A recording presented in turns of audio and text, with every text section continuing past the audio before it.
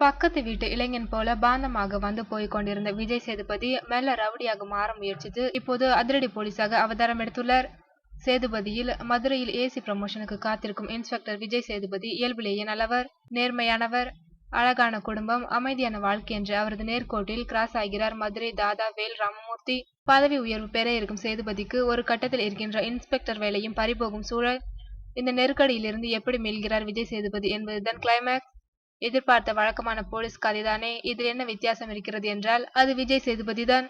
முறுக்கு மீசை, நிமிர்ந்த தோள்கள், அலட்சிய தோற்றம் என வழக்கமான சினிமா போலீஸ் வேடம் என்றாலும் அதை இயல்பாக செய்த விதத்தில் கடைசி காட்சி வரை வசீகரிக்கிறார் விஜய் சேதுபதி.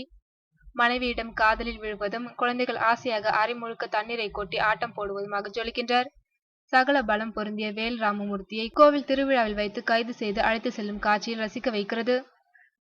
போலீஸ்காரன் மனைவியாக வரும் ரம்யா நம்பீசனுக்கு பெரிதாக வேலை இல்லைதான். ஆனால் செல்ல கோபம், சினுங்கல், கணவனை காலில் விழ வைக்கும் ரொமான்ஸ் அழகான ராட்சசியாக அசத்திருக்கின்றார்.